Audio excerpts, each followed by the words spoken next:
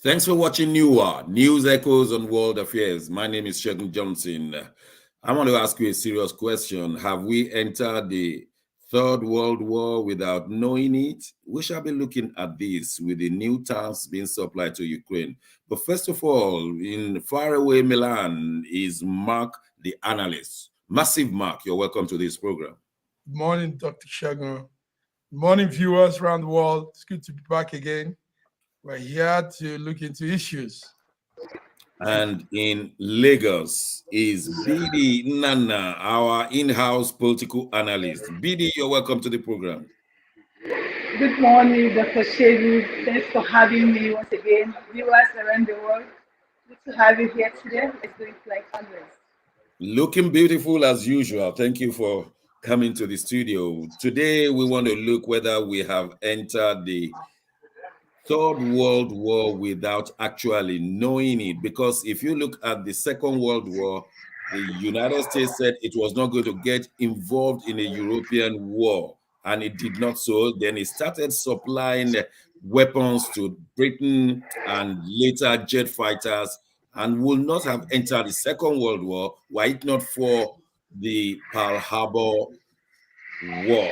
Japan just went and delivered some rain, shall I say, rain some bombs on Pearl Harbor, and United States entered the Second World War. The rest is history. A few days ago, the United States decided to give 31 tanks to the Ukrainians. 31, after Germany has given 15 serious, they call them special names, bombarders, and United Kingdom has given 14. Now Germany has given the free hand for those who have bought the bombing tanks, free hand to give it to Ukraine. So Ukraine is having a load of tanks that could fight Russia. Somebody asked the question, why did the United States give 31 tanks? Why the odd number 31? I can answer it for you. 31 is the normal Ukraine tank battalion. They normally use 31 tanks to constitute a tank battalion. So they gave, and then when Germany will gave 15, almost half of a tank battalion. And one American battalion, one American tank cost $400 million. We're talking of billions of dollars here being spent on this war. What's the reaction on the Russian side? They said only one statement: this war has entered a new level. Expect repercussion. Mark in Milan, are we entering the Third World War slowly? Dr. Shegun, yeah, it looks like it. Yes, something strange is happening, Dr. Shegun. Take note that it's a NATO arrangement. NATO has given tanks to Ukraine, and Russians are responding. The Russians are fuming over the tanks. These tanks are heading towards Ukraine. As at yesterday, we saw some of them. And Kremlin is saying they are angry. They are scorning at this. Germany and United States is behind this. They are supplying these powerful, advanced battle tanks, like you call them. I think this is brewing up something that might not be too good. As of this morning, Dr. Shegun, Trump warned Biden and said sending these tanks to Ukraine will set the stage for nuclear war. And he said that Biden and administration should consider what they are trying to do. So you said 30 something, but the information actually from America is they are providing 500 armored vehicles as part of the package to add to what is going on. So we are seeing this, and we hope it doesn't escalate like you just said. Russia is not laughing. As at this morning, Dr. Shegun, I think our counterpart, our fellow panelist from Russia was telling us that it will not be a smooth ride with this. That's Dr. Ibe. Dr. Ibe was telling us something. Dr. Shagun, do you remember some of what he said? Yes, but let me first of all ask BD in Lagos. BD, do you guys realize the world is entering Third World War? Obviously, that is actually what we are entering into. You know, I smile when the National Security Council spokesperson John Campbell said, "Oh, these tanks, they don't pose any threat to Russia. They are only to help Ukraine." Now, my question is this: helping Ukraine for what? You know, these people, they make some statements and they feel that the people they are talking need to read between the lines. It's obvious we have entered because all this while, United States has been diplomatic about it, but this time around, I think they are being bold. They are coming out all out.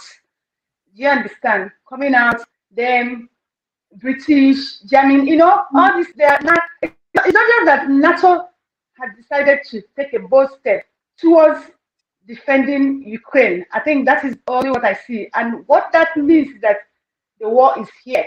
Except they do it differently now from nothing Wow. next minute. Okay, thank you very much. What Godwin Ebe, Dr. Ebe said from Moscow was that we should look at it from the Russian point of view, that the Russians have said that the war against NATO has been escalated and they are equal to the task. And when Russia says something, Russia is strong enough to back it up. So Russians are saying, yes, we're going to back this one up. If this is the way the West want to go, we're going to back it up. And I was reading from CNN earlier this morning, and the CNN was asking the US government, are you going to send area bombardiers there as well? Because that's exactly what happened in the Second World War. When the Axis powers were winning, then they decided to send some jets. So it was asking, CNN was asking the American government, are you going to send some flying bombardiers now? That is, you're sending jets, which will mean the beginning of Third World War. So the next level, if we're going to be scared, is that there will be aeroplanes getting involved, and that is the signal that this thing has become a full-fledged Third World War. Mark, how scared are we? Yeah, we're scared. There was a statement also by a man, the Kremlin spokesman, one Dmitry Peskov. He repeatedly said that those tanks they are sending will go up the flame. So that's Russians guaranteeing NATO that those tanks will be targeted and burnt. So he said they will go. He posted last night on the Russian TV, even as the battle is going on. Even before now, we know an estimated 123 soldiers have been killed. 123,000 Ukrainian soldiers or Russian soldiers? Yes, Ukrainian soldiers. I think the fact we have is that Russia has taken some territories from Ukraine in the last few weeks. I mean, there is no lie about that. And that has gingered Zelensky to be running helter-skelter looking for ammunition. There is no doubt that Russia is a superpower. But what we are just saying is that now Russia is not even putting boots on the ground. They're just sending long missiles to finish this war. And if they continue like this, then if NATO wants to counter, then there is a challenge somewhere. And Bidi, do we know? I mean, when I say we, another spokesman, sorry to cut you. Another Russian spokesman said this morning again that NATO must be destroyed. And that's Vladimir Soloviev. He's a yes, but NATO has gone to outsource this war. You see, this is the outsourcing of the war. You are not fighting any NATO country as today. You are fighting Ukraine. So NATO is fighting his war through Ukraine, and they're having a proxy. So in order to win, you just want to destroy Ukraine. Bidi, let me just tell you this one and see your reaction.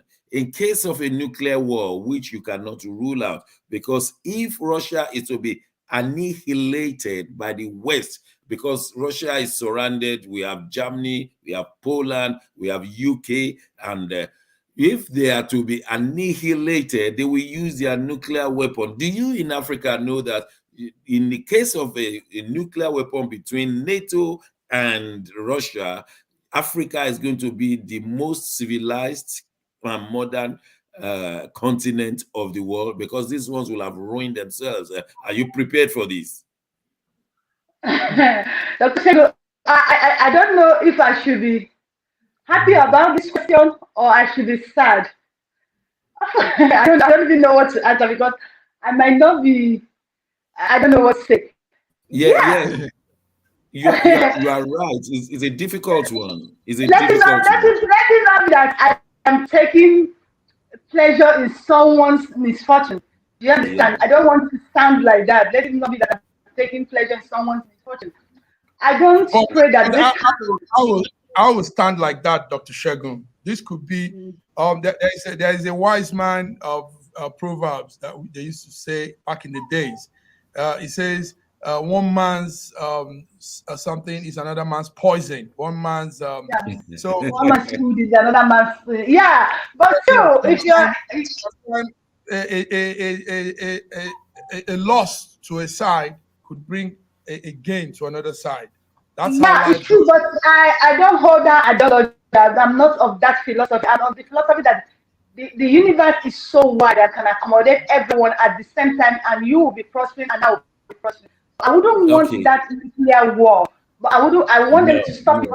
They stop it because I wouldn't want it, and Africa would become a developed continent without them destroying themselves. But if they want to destroy themselves for Africa to rise, so be it. I think I feel what you are feeling, BD, because if the whole world is destroyed and only Africa appears to be the modern world, then where will we operate then? I mean, exactly. Where's the technology and all of that? So we will miss a lot of things. But then we have Ambassador Nat Iyakwo. Ambassador Nat, you're welcome to the program. Good morning. Thank you very much, and good morning, everybody. In 3 minutes, Ambassador Nat, and I know you have been following these news. Do you think Russia and NATO have entered the Third World War through the supply of tanks to Ukraine by the US, by the UK, and German governments, and more are coming? And Russia said this war has entered a new level. Is this the beginning of a Third World War? The Third World War began many years ago by installments, and the wars are being fought at different locations, but converging at one point. Competition for supremacy within the superpowers.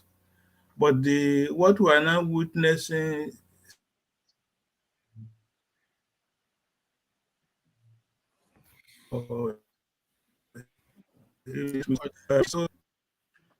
yes, what we are witnessing. Canada, what we are witnessing. Russia says us have come directly to the war. They want more than a proxy war now. Okay. The war is between NATO countries and Russia, and Russia is responding to that particular one factor of supplying tanks, cholera, and all whatnot to Ukraine. Its battle line has been drawn, and the West thinks the tanks will be a game changer, but it's just going to drag on this war. We don't know when it will end now. Nobody knows. Wow. I have to thank you, Ambassador Nat. You have thrown another dimension. This war has started before now. So it's just, you said it's an instrumental third world war where we are taking that home. And it's true. It's been in different places, Afghanistan and the rest. Let me use the opportunity to welcome Dr. Osita Anyameka from the State Power in Abuja. Thank you, Dr. Shegun. Glad to be here, guys.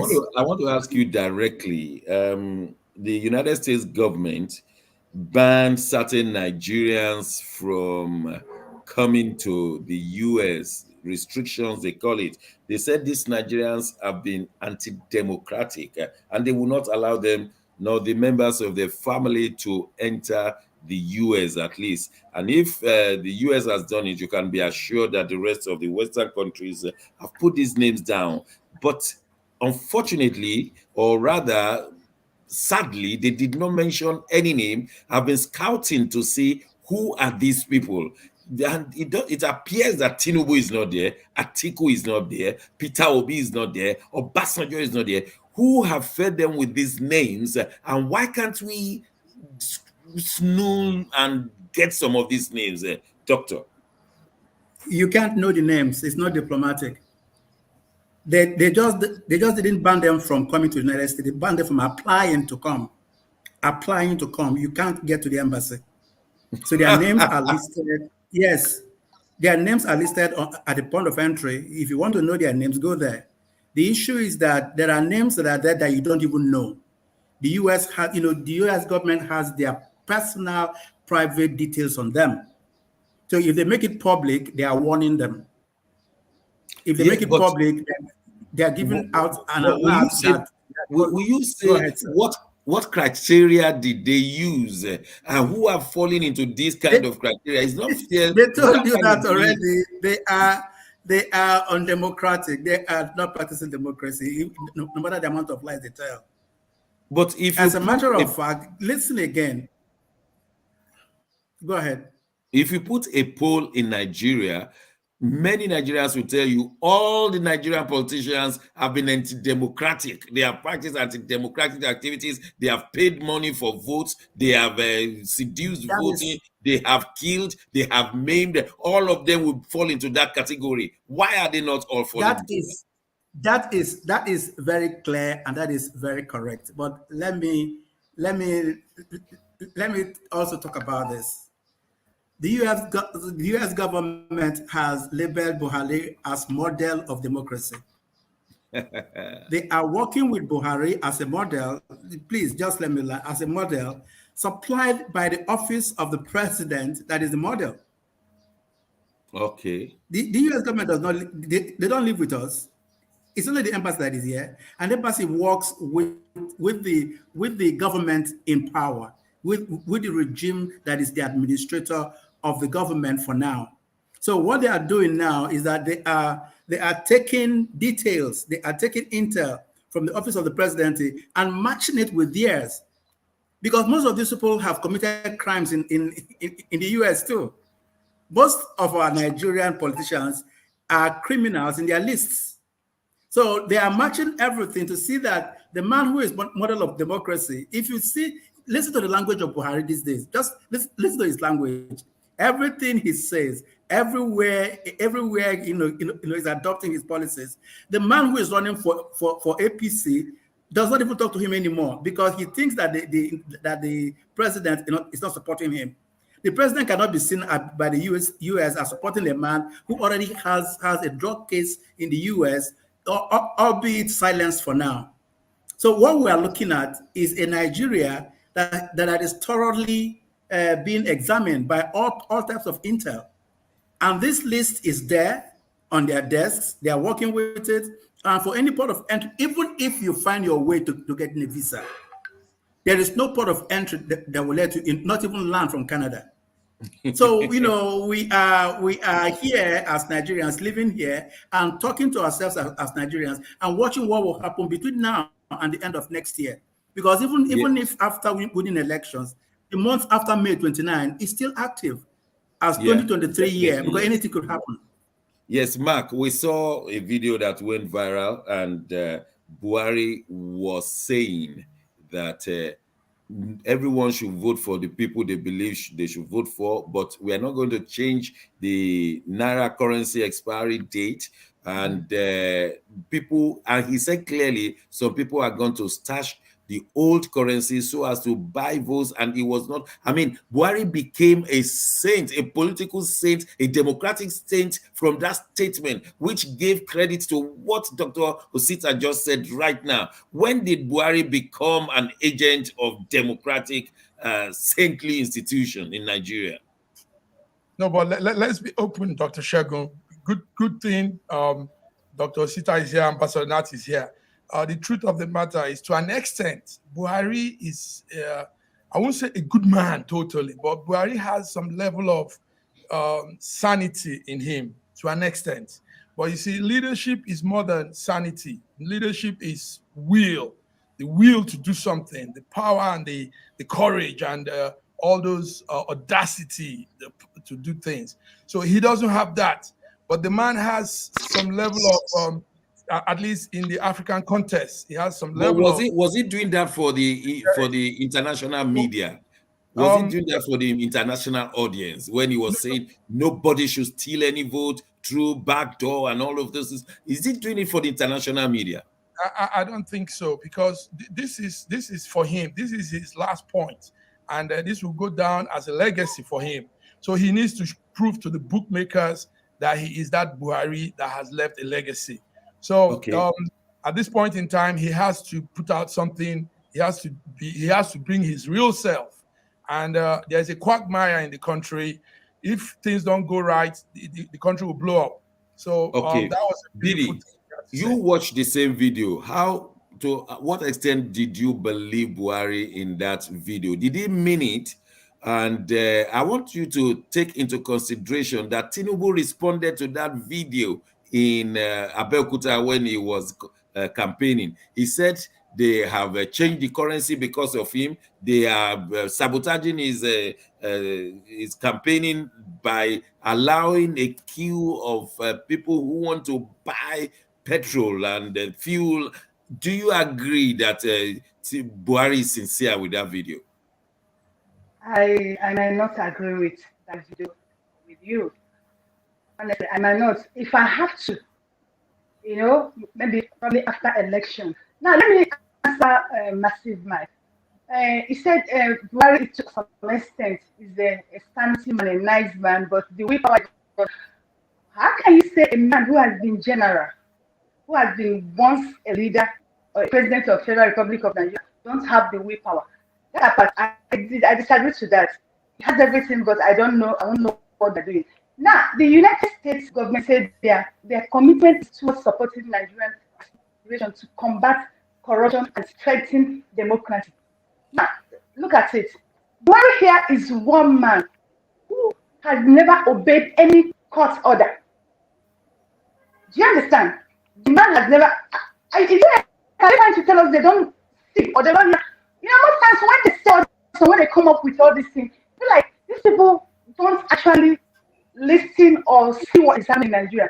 This man has never obeyed any court order.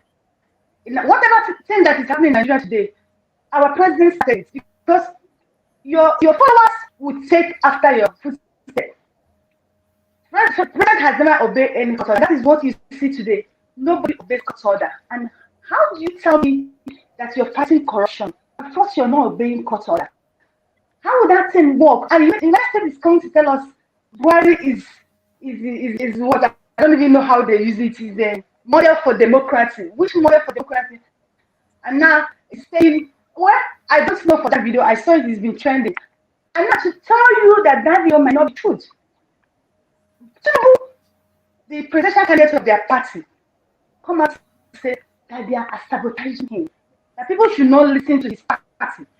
The party at which he's flying with their tickets, and they should not listen to them. That is interesting. Fly with their ticket, Therefore, so all these things, it's just a makeup. Like I said, I won't believe that video until after 25th or 19th of March.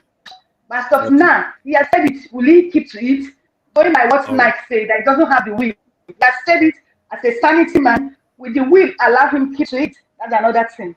Okay, thank you very much. May I say that George Chukwu, our own man, Sir George, just wrote in. He's attending, he must be attending a very serious conference somewhere. But he has written in to say, we have to remember that Buhari is the last military man who will rule Nigeria. In all the last 7 elections or so, there's always been one military man in the offing contesting. Since the days of Obasanjo up till today, one military man must contest. But Buhari is the last military man who will contest.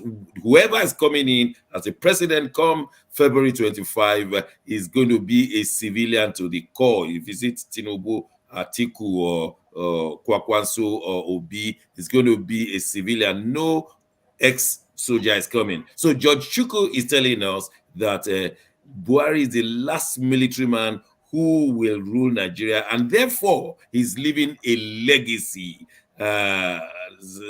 Ambassador Nat, is this what Buhari is doing, or is it sincere that nobody should buy any vote, and all those money in all the bullion vans we told they made a mistake? The bullion vans made a mistake and strolled into another man's house, and they did not see my own house to stroll into. Only Tinubu's house, they stroll into the place. Do you agree, Ambassador Nat? Well, the issue here, you have to look at history is always having something interesting to tell us. The military in 1999 installed Obasanjo, and since then, the retired generals and the serving generals have been installing presidents and head of state for Nigeria. What the retired generals did, they moved out of PDP, since PDP did not really consider them serious again, and they moved into APC. They have moved from APC and they are now thinking towards the Labour Party. So let us assume, let's create a scenario where Peter Obi wins the elections this year. The body hands over to him. The military are still at the background. The military, they are everywhere. They control the economy, traditional institutions.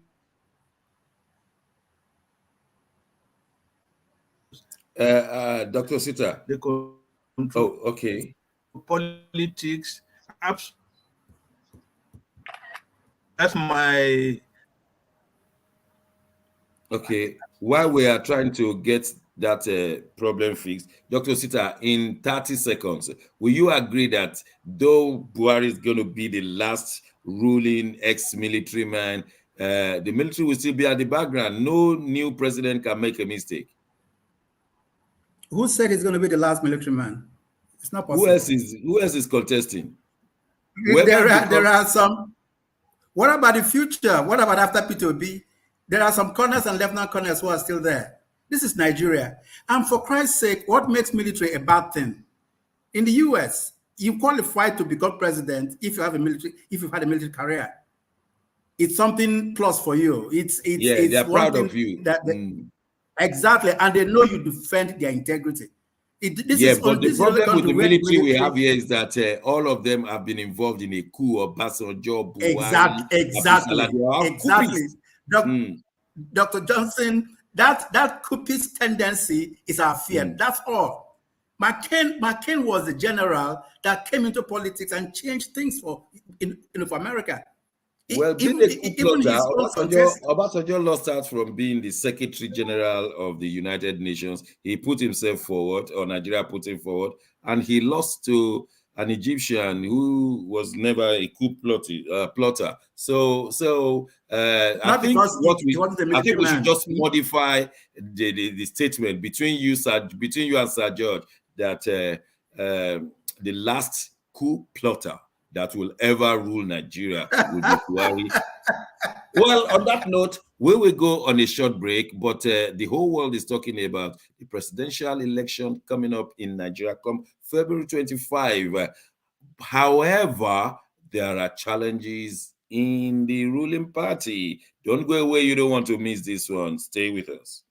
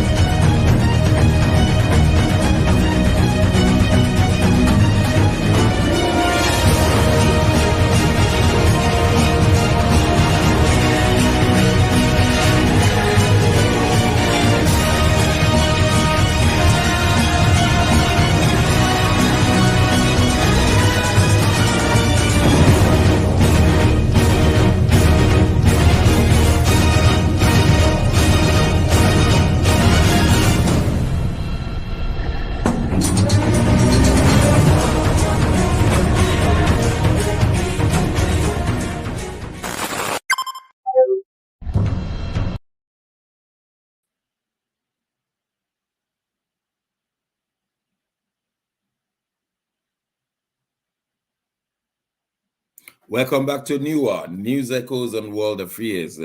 Nigeria is the center of attraction all over the world at the moment because of the importance of the February 25 presidential election. Actually, it will involve the legislators' elections as well. So Nigeria is at the center of the view of the whole world. Anything that happens in Nigeria happens in Africa. That's the way it is seen, because every poor black man, one is a Nigerian, and this presidential election is going to be very, very decisive.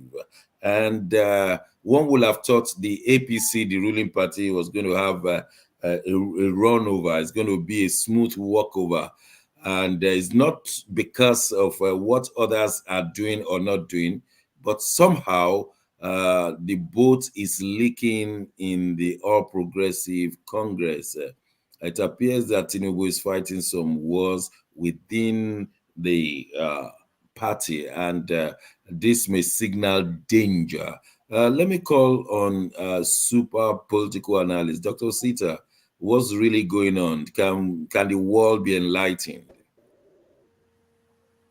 Maybe he shouldn't be going to Abeokuta. Go on. Some bomb drops, yes. But the issue is Hold it here. For our viewers who don't understand, Abeokuta is the capital of Ogun State, where Tinubu sang that famous song, Emilokan. So, okay, go on. Sorry. Yes. Okay, thank you very much. But the point also too is that when you have strange bedfellows coming together, at some time the bubble bursts. Not everybody in APC has a common. They don't have a common ideology. People run into it as a camp because there's rain, and as soon as the rain finishes, they move out again and go in different directions. Unfortunately, therefore, this rain is going to be for a very long time, because a candidate left APC and joined the Labour Party that everybody laughed at, but he went there with a purpose. As the purpose started to blossom, the whole world is watching now, because Pete Obi with no structures has come to teach what the new structure should be like. So the man who is at the helm of affairs for APC is seeing so much war ahead of him. But the truth too is that his people are not fighting with him. They just go out there, make statements, collect money, and disappear. But the main problem is the party leader himself, who is supposed to be as the honeybee for this campaign, is not there. The problem we have with Buhari is his lack of involvement, even in governance, in party politics. He said a few weeks ago that he's going to 10 states with Tinubu, and he went to 2 or 3. He said it, 2 states or 2 campaign, no, not even 2 states, 2 campaign rallies of 96 rallies is not a visit. Every one of them, APC, LP, but they have almost 100 rallies to attend. In some states, 4. So the issue is attending 2 does not show leadership. We're talking about him being tired after every rally. That's what a leader does. But he's non-involvement. That is the reason why the cabals are ruling the country. Non-involvement talking about tiredness. Everybody thought Tinubu will have been overtired by now, that he will have retired. But he appears to be appearing in many, which is a frailty and all of those. How can you explain that? The man is very stylish. He goes there and sings a song and keeps quiet. The rally is over. Let him go there like P2B. He goes there. No, honestly. He goes there and they clap for him and he keeps quiet. That is his plan. Yeah. So I will attest to that. He went there with Kwam and they started singing most of the time. It's a script written for him. Go there, appear, make a noise, people clap for you, then we take over. Dance. Not just let me get to Lagos. Let me get to Lagos. Bidi, I know you are not from the Yoruba stock, so you may not know this one. Tinubu was at a rally and he said Kwam should sing a song of raining curses on other political parties. Only Yoruba people will understand that one, and I understood it, and it's all over. And many people were appalled. I don't know whether that message got around in Lagos, where many people speak Yoruba. Unmute yourself. Yes, she's on. Yes, I said. Right. It's okay. Yeah, it's okay. Yeah. I said, of course it is, and people were not happy about it. And and other people did not call it attention because he's not. It's not the first time he's doing it. When before the election, when he was abusing the obedience to that, so it's not a new thing. People are not happy about it. Even Yorubas, fairness to them, the Yoruba speaking people, they are not happy about it. And it's not anything. The thing that is happening in the APC is this.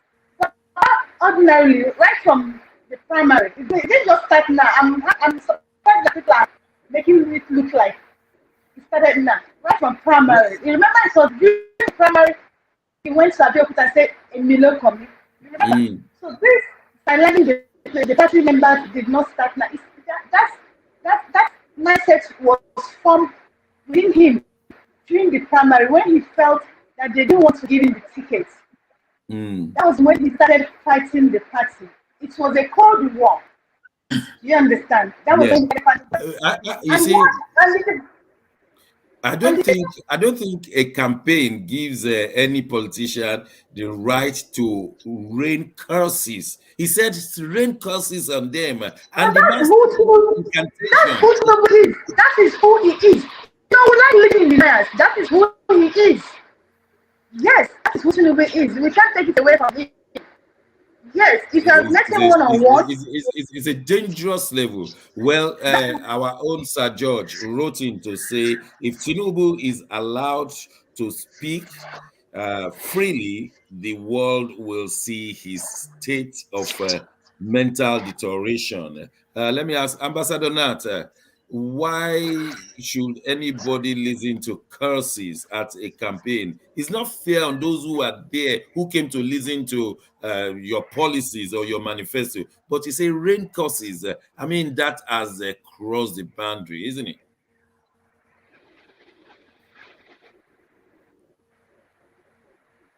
Ambassador Nat. I think it's connectivity. Yes. Yes. It's Oh, frozen. What, it's are you hearing me? yes, right now, yes. Oh, yes. Are you hearing me? Yes, we are. You are here? Okay. Okay. You see, the one of the main challenges we have with some of our presidential candidates, they cannot speak in public. They cannot speak sensibly. They cannot make constructive, sentences, even correct one. Not to talk of the language. The issue with Ashwaju is that right from the onset, he's not the candidate of the APC. That is not the person the Correct. We lost him again. presidential candidate, and he forced himself on His money made way for this him. sleeping Tinubu after his first Abeokuta declaration. Well, and people are asking, what is the source of that money? It's, they told Abiola, Umaru Diko told Abiola the thing is not for sale. Yeah.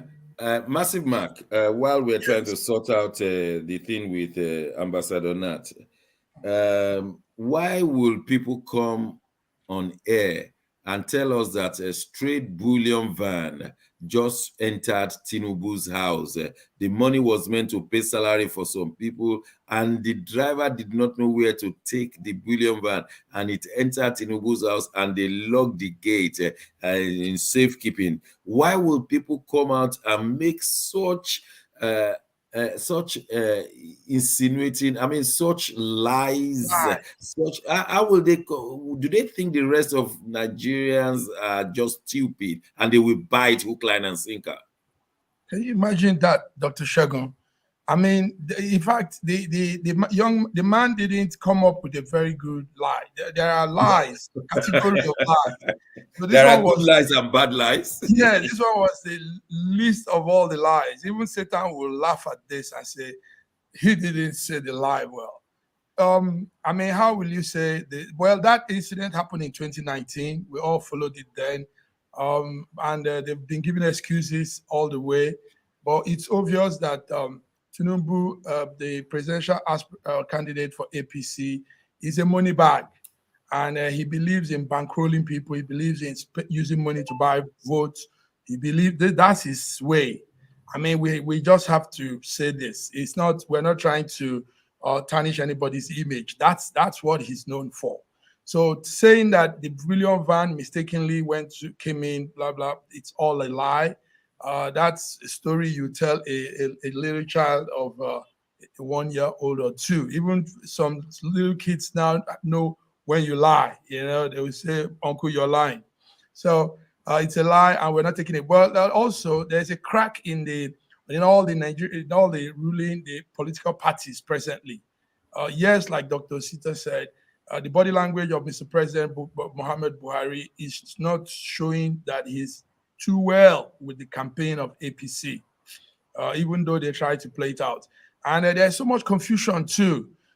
Imagine the presidential aspirant of APC, Tinubu, saying that the money, the change of currency, the fuel situation, all these things are targeted to pull him down. Meanwhile, it's his party that is that's there. It's his man, his so-called partner. Buhari is the one there. He said he put him there. So it's also funny. We're hearing this. We're also seeing people decamping. But the sad thing is, even when they decamp to the wrong. It's like jumping from frying pan to fire. You know, the lady that decamped recently, yes, she did well. She's exposing things, but she decamped again to another place that is not worthy of belonging to. Okay. Finally, on this matter, thank Sir. you, Massive Mark. Finally, on this matter, Dr. Osita, how well did it go down when Tinubu said that it was PDP that caused this petrol scarcity, when PDP has been out of power in 8 years? How well did it go down when someone came up from their party and said a bullion van just strayed into another man's house? How did Nigerians react to such things, for God's sake? It's the same tradition. Dr. Shagun and all of us here. This is the first time in the last block of 8 years that we've had impunity rule us. Somebody came out and said snake swallowed money, monkey ate money, money disappeared into the ground. Nigeria did nothing about it. Bullion van going to what's it called? The Tinubu side. It's like Maurice Minor driving in front of your house in London. It's just a story. And nobody said anything about it apart from laughter and calling your friend to say, look at these people, they don't lie again. No, we laugh about these things. But this is what is bringing us down. Money is missing. Somebody goes to respond to National Assembly and faints. Walks out of the National Assembly hall and walks into his car. It's only in Nigeria. So the things that they are doing, you see, our hope. You can imagine this campaign without P2B. No, just open your eyes well and say to yourself, how would this country have looked like in the face of the world if only APC, NPP, NNP, or whatever it's called, and NNPP and PDP. Yeah, and NPP and PDP are the ones contested. There will be nothing. People tune to BBC, people tune to all foreign media because they are listening to what P2P will say. And they're listening to which direction Nigeria is going. Thank God for someone like him, because otherwise everything would have been a sham. And I call myself Nigerian, show my green passport tomorrow. They say, you guys are just trash. Yeah, Sir George is writing in to say that the truth is finally coming out why Buhari is adamantly insisting on the Naira change, which of course January 31st is the last day of change. So if you want to change your old currency, you better do it now or never. And he said this is a silent fighting of Asiwaju by Buhari. Well, but Buhari is not saying so directly. You said it's silent. Ambassador Nat, I know you will give us a good analysis of this. The Vatican reacted this week that 39 Catholic priests were killed in Nigeria in the last few months, in 1 year, 39, and many were maimed in state of insecurity. Now, why will the Boko Haram be targeting the Catholic Church especially? And the same thing they did in Owo, for Ondo State. They went to Catholic Church and shot at the congregation. Why the Catholics? Is there any reason, Ambassador Nan? Well, I'm not sure whether these reasons I will talk about are true or not. If you look at Nigeria as an example, it seems, seemingly it seems that there are more Catholics in Nigeria than the Protestants or other denominations. The Southeast is predominantly Catholic. Middle belt, almost predominantly Catholic. And the Catholics have also been known to be very vocal in their statements when it comes to politics. Father Matthew Hassan Kuka is one of them, and we know he doesn't speak, he speaks truth to power, and so but this particular father, Reverend Father Isaac Archie, who was 2 weeks ago burnt in his house, a rectory in Kafinkoro. These bandits, Boko Haram, have attempted his life on 3 different occasions. But this time around, to speak the truth to power. Well, thank you very much, because the report says that 145 attacks on Catholic priests were recorded in the year 2022, and not fewer than 39 priests of the Catholic Church were killed in Nigeria by government in 2022, while 30 others were abducted. Don't you think there is something about Catholic? I agree with you. There are very many, maybe the most in Nigeria, maybe, because they've been there for hundreds of years.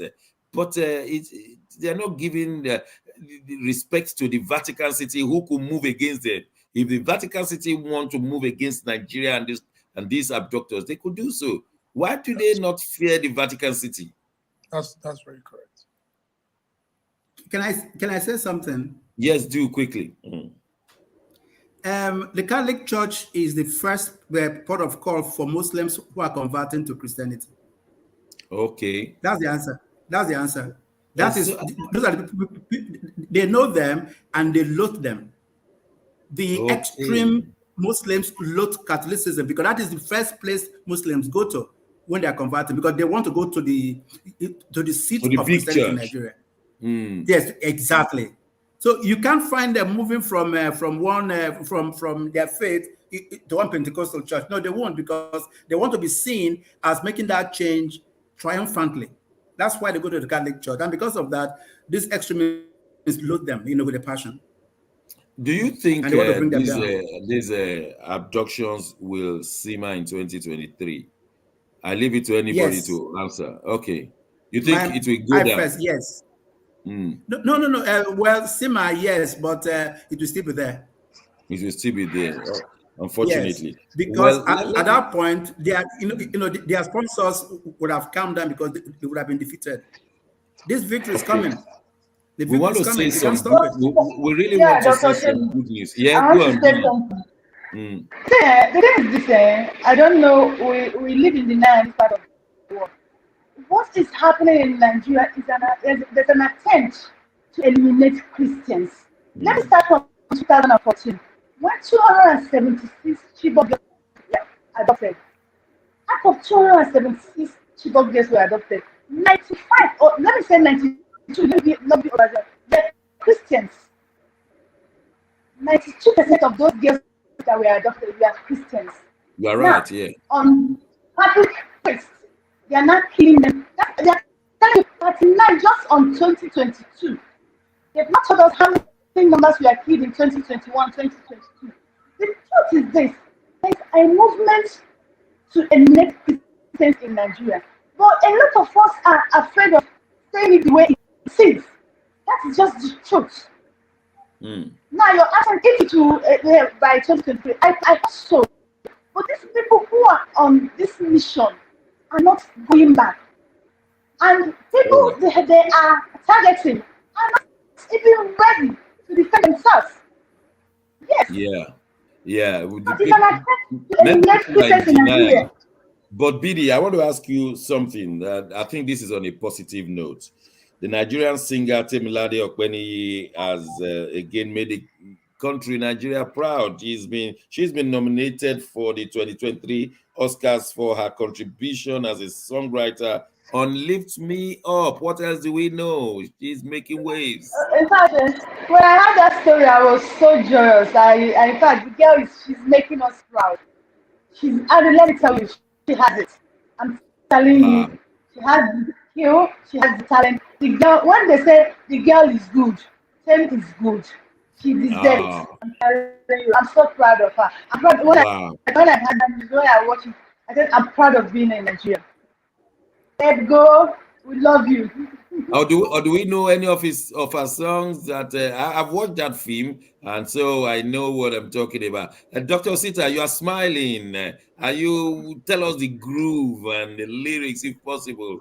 Otherwise, I don't have expert knowledge on that, but just like Bidi said, she makes everybody in my quarters very happy. Everybody's performing her song.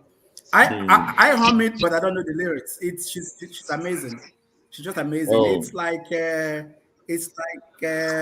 I don't know. The Michael Jackson of Africa is here, female, yes, really. yes. Because Ambassador Nat. I cannot find any environment where they don't love her. None. Wow. Ambassador Nat, our young songwriters and singers, they have made us proud. Even during the last World Cup, we were not there as players, but we were there as singers. Ambassador Nat, We what played. else can we say?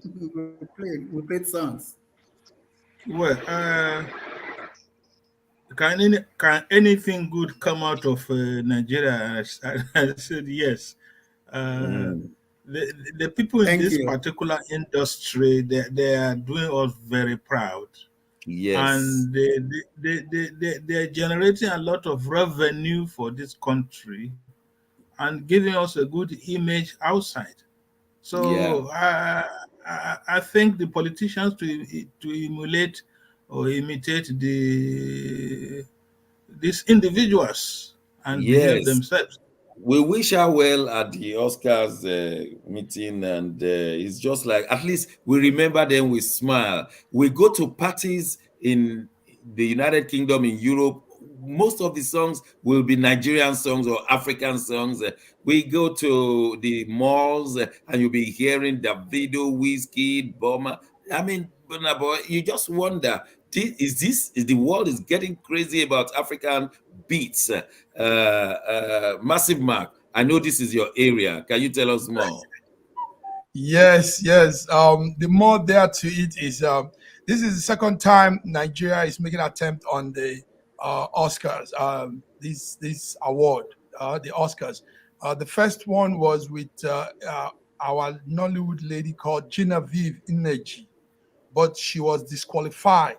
She had a movie that year called forgotten the title of the movie now. I recall the movie. They said the African content in it was not a lot. Yes. You know what happened was they made it look like a foreign. You know, in the Oscars there are categories. So I remember that particular movie. It was yes, about a businessman who died and all of that. Genevieve would have won, but they now had to categorize it with the American kind of movie because of the English. Now they would have they said there were too many English words than African. They would have just made it pure native language, and it will now fall into an international. Yeah, but we have a problem in Nigeria. If you speak too much in Igbo, all the Yoruba and the Hausa will not understand. The same thing. Yes. So we understand that one. But is it possible our audience, our global audience, they're coming in to say, can we hear one of the songs before we close? We can start playing it now. If you have one in the studio there. Osita, you want to say something? Osi, what is it? Make us happy. Yeah, one of the judges actually told us that if John Vive's movie was in Pidgin, it would have won. Not just language. If it was in Pidgin, if it was in Pidgin, yes. That was a very powerful film in photography, in script writing, movie, in presentation, in editing. It was everything. Fantastic. Nigerians, we are coming. We are coming. Yes. Particularly those of us in Nigeria. Can we have any of these songs? Studio, is it possible we hear any of these in our dying seconds of this program? We could have. We thought about it. The studio thought about it, but there are laws to playing such music, copyrighted items. Oh, everything is about the law, the law. Well, ladies and gentlemen, you have been wonderful. Ambassador Nat from East London, it's my pleasure to have you today, and we're looking forward to having you on Wednesday. So also Dr. Sita from Abuja, good to have you today. The lady in the house, Lady Bidi Nana, you are always on point, and thank you. That's our and thank you to Sir George, all the way from Toronto, Canada, who has been with us, even not physically, but writing in. Yes, we shall see you. My name is Shegun Johnson. God bless you all.